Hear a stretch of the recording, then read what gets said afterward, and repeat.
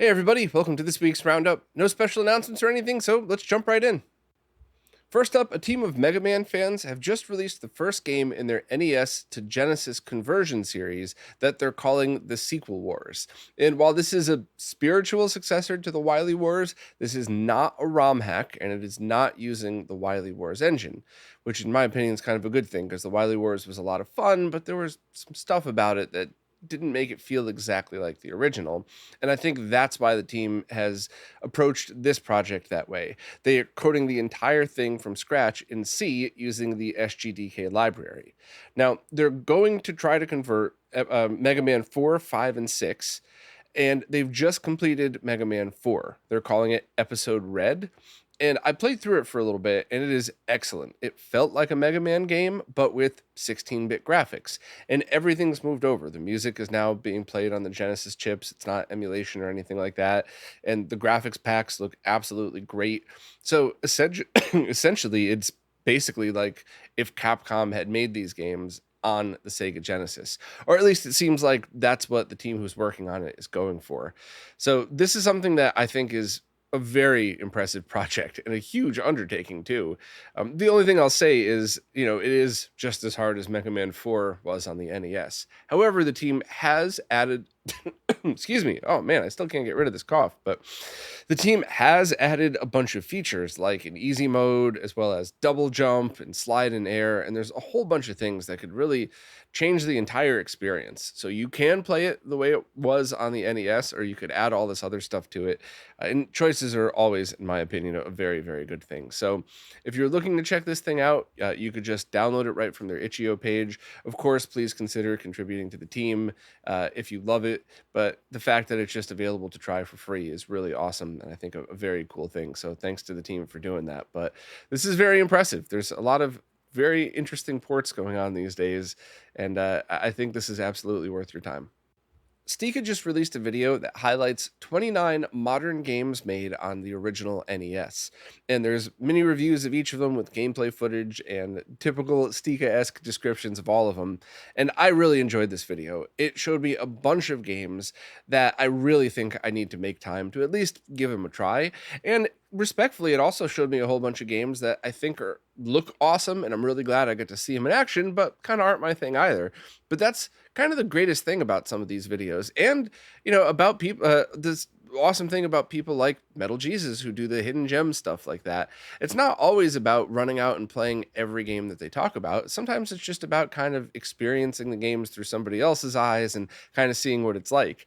I know Pushing Up Roses, her earlier videos about some of the PC games, now I would rather go and watch her video on King's Quest than play the original King's Quest. So it's kind of awesome to have a bunch of people out there that are able to highlight this stuff for us. And obviously I'm a fan of Stika's, otherwise I wouldn't have asked him to write this post. So give it a try if you're into modern NES games. So brand new games that are made specifically for the NES, even if they're also available on other platforms. And there's a whole bunch in here, and I guarantee if you have the ability to play NES ROMs, you're going to want to try at least one of them. Steve from RetroTech recently posted an awesome video about a 5-inch Sony PVM CRT monitor, and I honestly didn't even know the 5-inch models existed until I saw Andy King post pictures up on Twitter. I had always only thought the 8 inches were the smallest professional monitors that you could get, but apparently Sony made a 5-inch model as well, and it does do RGB. It's 15 kilohertz, so 240p and 480i only. But Steve goes through and kind of shows the whole monitor and gives a full tour of it, if you will. And I think this is a video that's kind of fun for everybody, because even if you don't plan on working on CRTs, at least you kind of get, a sense of what these things were like. And because they were so small and so many things were jam-packed into a little area, heat was an issue with these. So Steve also kind of goes through the maintenance that you should do if you end up finding one of these, which components will probably go, which ones already had service bulletins put out. So like if you had bought a bunch of these for your studio, you might have gotten something like a car recall, but for this, that says, hey, if you have one of these, swap out these 3 parts, have your technician do it or something.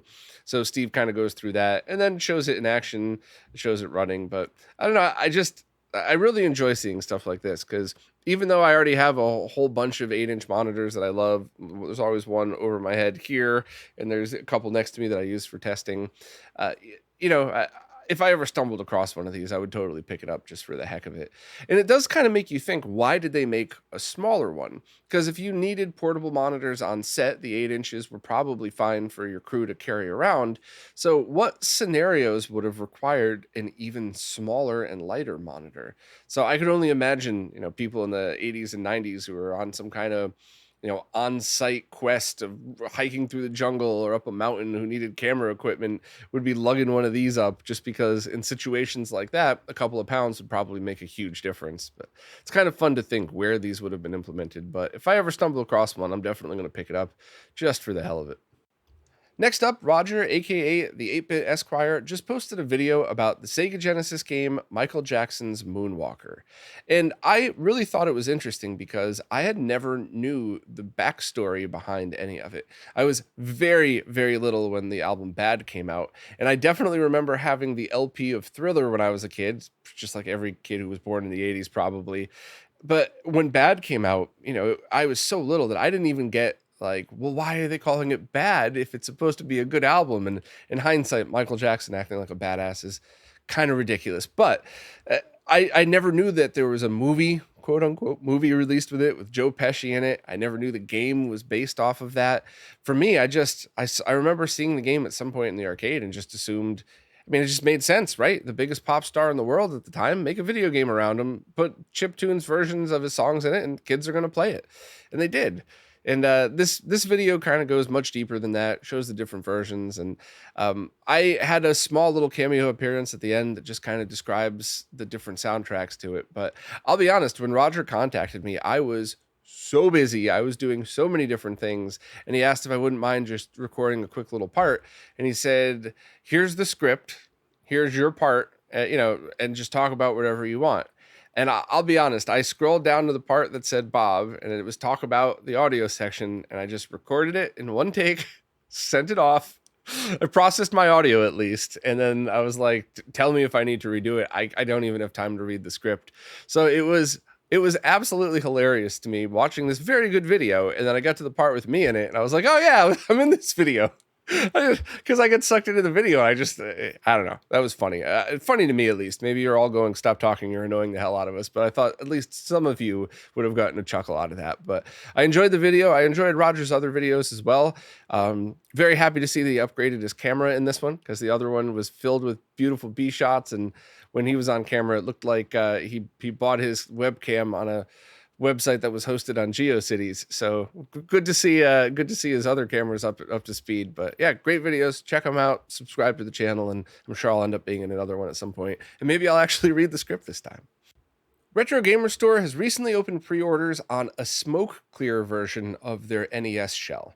And this is basically going to be the same as the Super Nintendo and Genesis shells as well, which I've shown on stream a whole bunch of times. I'll leave links, or I have links in the post here for anybody that wants to see them. But essentially, the clear ones are just crystal clear. And I have the NES shell here. It is gorgeous. I absolutely love the way it looks. And this is kind of one of those times where I really like keeping the NES cartridge that you have to push down, because it just looks so neat when you see it in the clear shell. But tons of people prefer the smoke clear for Super Nintendo and Genesis. So Retro Gamer Store figured, let's see if I can get enough pre-orders to make a run of them for the NES.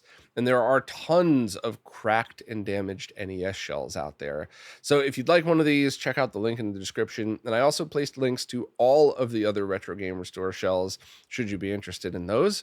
But there's just two things that I always like to remind people of. First and foremost, if you have a really good condition shell and you still want one of these clear ones, maybe consider putting your original on eBay. Clean it up real nice, wrap it very well so it doesn't get damaged in shipping, and allow somebody who just wants an original but want to replace their cracked and beat up one with this. Also, if you have any mods that you want to drill holes in and mount stuff, maybe consider using one of these. And if your mod work is good, you'd probably want to show that off anyways. Now you have a clear shell. You could feel free to drill all the holes you want, and you're not destroying a piece of history. Just basically consider what you get with these. And of course, because this is the internet, I have to always remind people that you get what you pay for. These are not cheap, but they're not ripoffs. It costs a lot of money to make molds and have minimum orders of high quality plastic pieces. Yes, you can get junk ones for much cheaper. You could 3D print them, which is still awesome, just a completely different end result. And, they're larger pieces of plastic. It's not like a handheld shell that would cost a fraction of the price. Still really expensive, by the way, though. So I never have a problem with people saying things like, "Oh, 120 plus shipping is a lot of money. That's about what I spent on the console. I don't think I'd want to spend the money on that. My shell's already in decent condition." That is a fair statement that I would never disagree with. That's up to you. But when people are like, "Oh, that's a ripoff. They're just scamming us for money. It's just the retro scenes just through the roof," that really pisses me off because there are not big profit margins on these. I spent a large part of my life in computer manufacturing, and we did mold our own plastic pieces. So I know exactly what it costs and what the efforts are to not only make it happen, but make it happen in a way where you get the quality that you could get a clear shell out of. Because molded plastic shells have you could have a little bit of forgiveness in there, but not when they're clear. You see every little impurity in it. So yeah, they're worth every penny, but it's totally up to you if you want to spend the money, and it's totally cool if you don't. But maybe just kind of keep your eyes out and see. If you want to mod your console, look for somebody or mod and cut your console, and you don't want to spend the money on this, ask around. Maybe there's a bunch of people with kind of, maybe not mint, but not perfect NES shells that you'd feel less bad hacking up, and they could get one of these. But either way, as you could tell, I'm a huge fan, and I just think everybody kind of wins. Because even if you don't spend the money, maybe you'll be able to pick up one really cheap on eBay that somebody sold after putting one of these on. The developer Infidelity just ported the NES version of Zelda to the Super Nintendo, and holy crap, do we have to talk about this. And I want to start first by saying please consider supporting Infidelity on Patreon if you want to see more of these. But why is what we absolutely have to talk about. And I've discussed this before, but I want to get this right this time so that anytime people ask, why would anybody do this, I could just point them to this video and this post. So the SNES is essentially a more powerful NES with different sound chips. I'm oversimplifying. Chris from Displaced Gamers was probably rolling his eyes listening to this. There's a lot more to it than that, but it's a good basic overview of how to visualize this. But the parts are in different places, not only physically in the code and everything else too. So what Infidelity did was a while back first ported Mega Man 4, which took forever, and then Mega Man 2, and now this, which it's still a ridiculous amount of work, but with all of his previous experience was able to do it in record time. And you gain a lot by doing it this way. First and foremost, you get much less, if not zero, slowdown. And this is accomplished not only by using the faster Super Nintendo CPU and graphics chips, but also by using tricks like fast ROM and other, the faster ROM chips. So things that absolutely could have been done back in the SNES era.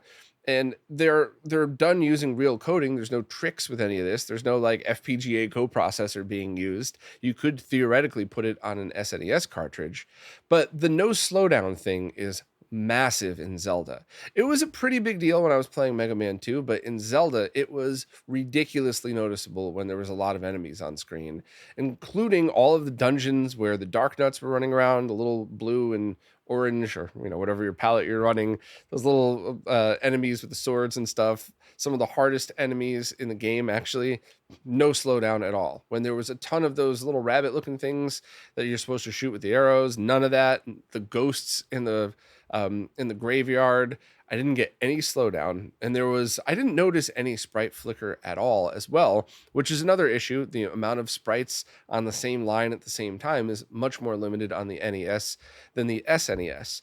So right off the bat, you end up with a game that is exactly like the original. So there is no debate over which is oh, well, I like these changes, I like those changes. There were some minor things done, but overall it's the same game, but without any of the shortcomings. So it's almost what Nintendo would have wanted for Zelda at the time if the hardware was powerful enough, which that's absolutely massive. And I think that's something that we could all kind of understand, or at least try to understand, because there are so many things like remakes or HD patches, and all of them kind of change the game a little bit. Whereas this is the same game.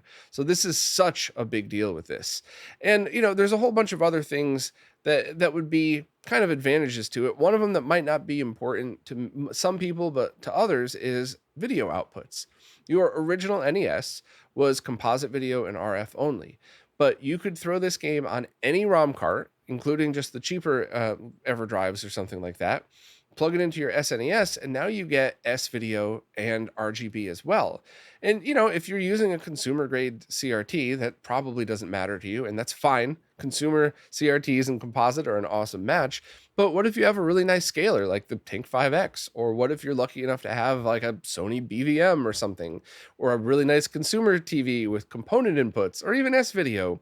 Getting that extra sharpness essentially for free, because you're just playing the SNES version of it, is awesome, because otherwise you would have to get the RGB blaster if you're using a Famicom, or the internal NES RGB mod if you're using a front loader. So that might be a huge deal for other people as well. But I also always look to the future. So what else could the community do around this? And while Project Nested is amazing, that's a way to emulate NES games on the Super Nintendo, you can't really do too many ROM hacks to those, because it's essentially still running in emulation in real time, whereas this is now an SNES ROM. So if somebody wanted to go and take all of the BS Zelda graphics and port it to this one, you still have the original gameplay, the original music, and you just have a graphics update if that's what you want. You could also do MSU1 audio soundtracks, which means you could have Zelda Orchestral. You could do the Zelda Famicom soundtrack via MSU1 without having to worry about too much coding. It's kind of a big deal. So having these ports for especially some of the more popular games isn't just about, oh, I get to play this game on my SNES. That means I don't need an NES, whatever else. It's not just about that. It's what you could do with it today, but what doors it opens in the future. And I really think it's important that we support Infidelity in this work. It's important that we support Infidelity. That I never thought I'd say those words out loud. The developer who's called Infidelity. Sorry. And because I want to see more of these. And, while I never want to come across as unappreciative, I'm so appreciative of this work. It's my job to both highlight the amazing developers and their work, but also look to see what else could be done. And after seeing how great this came out, I'm very curious to see what could be done with Metroid, which is a game that I argue with people all the time about, friendly arguing, and that I don't think it aged well. I think it's an amazing game, but there's so many little things about it that kind of annoy me, that don't really hold up. I don't have the hours and hours to kind of explore. I don't have NES power maps. So what if one of the next games that Infidelity works on is Metroid, and then the Metroid Construction and the Zeldix crew all get together and rebuild that to have an on-screen map? So original graphics, but now when you hit start, you could have a map and it shows you which rooms you were already in and which you weren't. You could add save points to it. There's the Metroid Construction people, the whole group of people that have worked on that have done all of these things on the NES version, but they're still limited to the power of the NES.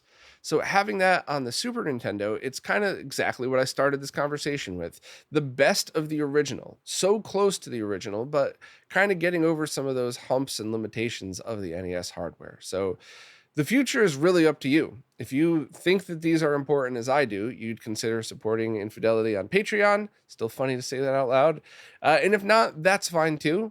Just if you hear people go, well, why would anybody bother? Please point them to this post or this video. I'll embed this in the post too, just so I can link them all together, because it is important work and it's awesome and it's very impressive. And if it's not for you, that's totally fine. But please recognize how cool this is and the doors that it opens for what could come next. So, maybe consider signing up and recommending whatever game is your favorite NES game. I'd love to see Metroid, DuckTales, which doesn't really have much slowdown, but I still think it would be pretty cool. And there's so much that could possibly be done with this. So I don't know. Check out the games for yourself. I did live streams so far. I did 2 sessions. There's 3 parts because I accidentally unplugged my router during part 1, and when I came back up, I had to start a new stream.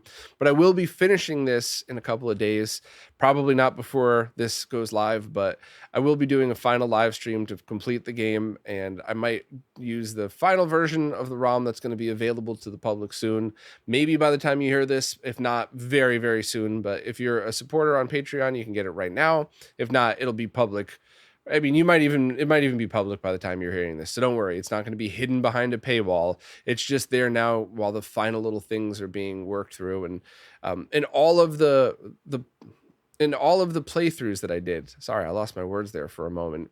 I only found one very minor bug in level 8, and Infidelity is already fixing it. So it's 99.99% ready, and when it hits, try it out on your favorite emulator, your favorite FPGA console, on original hardware. Just if you like original Zelda, give it a try, because I think you'll be impressed. Tito from Macho Nacho Productions recently posted a video highlighting Project Steller for the original Xbox, and this is an absolutely awesome demo of what to expect when installing, as well as how it works today. There's still some more features coming, but even as is, it's very impressive, and I think this is totally a game changer for the original Xbox. I think this is something that, if you're a fan of the console and you want to unlock so many different possibilities, including some networking stuff, some net play, optical drive emulation, there's so many different things you could do with this, including future support for RetroNAS, which I think is a massively huge deal. It's really cool, and this video really drives the point home as to why you would want this and the HDMI mod. Because for a while I kind of thought, well, if you only want the HDMI mod, that's fine too, especially if you have a library of discs that you're already playing. But after seeing this video, I think it really clarifies why you would want both. And you could order them both together. Tito put a link right in the post as well as in the video. So if you're a fan of the original Xbox, or if you're just curious as to what this thing could do, absolutely give Tito's video a watch and then see if this is something that you would be interested in, because it's very impressive and there's a lot more updates to come. I recently posted an interview with Grant Henry, aka Stemage, who is the person who created Metroid Metal, which is an amazing project that takes the Metroid soundtracks and makes them into instrumental heavy metal songs. And this was a very fun interview for me, but this was one of the ones where as soon as it was done, I just had this massive feeling of guilt come over me. Like, oh man, I was so excited that I got to interview Stemage that I wonder if I even did a good job as an interview, or if I just sat there and geeked out over somebody whose work I've been following for over 15 years, I think now, about that. So maybe I fanboyed out a little bit too much, but either way, if you're into video game music, music production, Metroid, or just listening to really awesome people in the scene, I would suggest giving this one a try, and just picture it like slide up your chair, crack a drink, water, beer, coffee, whatever, just kind of, slide over and hang out with us as we have this conversation. And, hopefully you'd enjoy it. But it's, sometimes when I do these interviews, I definitely feel guilty afterwards, because I'm like, could I have done a better job in the interview? Or was I just so selfish that I got to, enjoy talking to somebody who I've wanted to talk to for a while? And I don't know, I turn to all of you for the answer, because obviously the comment section is pretty brutal. So usually people let me know if I got it wrong, but just a polite reminder that I always listen to your criticism. Even if I don't agree with it, I do listen to it. However, politely worded criticism will always be taken more seriously than ones that are just brutally insulting. I still listen to those, but usually I just assume it's coming from somebody who had a bad day, or just jealous they didn't get to interview Stemage, which the feedback's been good so far. But anyway, anywhere that you listen to podcasts or videos, you could find this. Just search for RetroRGB Stemage, YouTube, all of the podcast services. I'm on everything. I don't play favorites. I just want to make these easier for you to listen to. And Grant was just a very cool person. Even introduced me to Eric Viking Guitar afterwards. So hopefully I could have some more music coming out at some point in my life as well. But this was a blast, and I really hope you all enjoy it as well.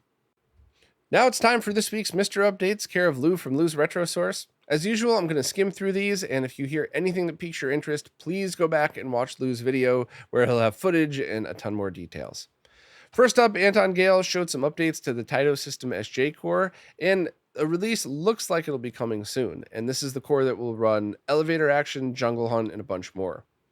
User Lukage on the Mr. FPGA forums discovered some compatibility issues with CPU identification in the 486 core, so we modified the code to output an Intel CPU identification and provide an RBF for people to test. So if you're a dev that's really digging into the 486 stuff, this is probably going to be a help, and maybe for casual users too, but we like to support both super nerds and regular nerds here. Next, user TO on the Mr. Discord has tested the DOS Q87 FPU emulator and has had some good results. The AO46 doesn't have an FPU, so with this emulator, you could run software that requires it and even get some speed gains on programs that don't require it but still make use of it.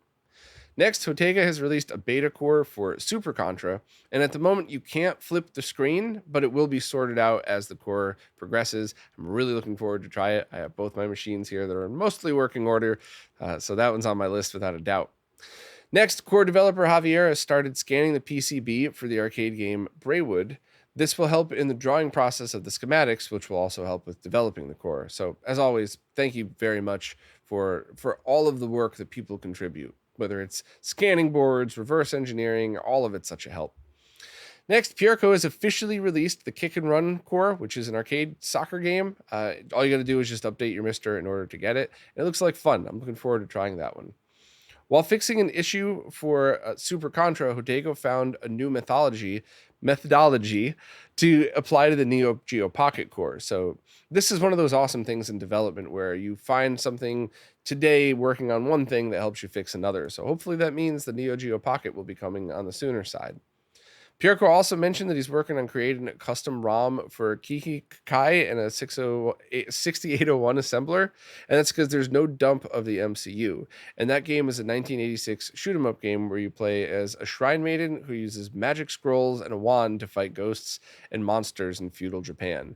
It spawned the Pocky and Rocky series on the SNES, so that sounds like a game that we would probably want to see. Next up, Robert has been able to get the N64 system test to run on the FPGA N64 core. And right now, the ALU passes all tests. So this is still nowhere near running a full game, but holy crap, what a massive step forward. The thought of N64 running on Mister is pretty incredible. Next, the Juno First core is now outputting some sound, but it's only effects. So Jimmy Stones is continuing to work on that one. Track 17 announced that Demon's World is now playable on the Toaplan 1 core by Darren O. You could read about the development work over on the Patreon post. It's a public Patreon post, so if you want to read about that, definitely check it out. Also, just a side note here to any developer who has a Patreon, stuff that doesn't have Patreon locked items in it, I'd strongly suggest making public. That way, you could it works to promote yourself and promote your work and show other people what you're actually doing. My Patreon stuff is all early release or just like the Q&A, so I don't make that public because all of my stuff is public. The Patreon stuff is really just for interaction and early access. But if you're somebody like the 240p Test Suite, all of their posts are public, and Nicole, all of her posts are also on her blog. So there's always good. I think it really helps as long as you don't have anything that's locked to your Patreon subscribers, and that maybe consider doing what these other devs are doing. But sorry, side rant over. There's also a bunch of other Mr. cores that got some updates. Commodore 64, the main system, Auric, and ZX Spectrum. So as usual, thanks so much to Lou for doing this. There's no possible way I'd have been able to keep up with all this, and it's really nice to have all of our Mr. info in one place. So make sure to subscribe to Lou. Well, that's it for this week. As always, thanks to everybody who watches, listens, plays nicely in the comments, and especially thank you to anybody who supports in any way possible, because it is you who's keeping all of these podcasts, the website, and the videos alive. So if you want to know how to support, just check the link in the description. You could do so basically for free, all the way up to monthly support. It's up to you. All of it is appreciated, including just spreading the word. So thank you all so much, and I'll see you next week.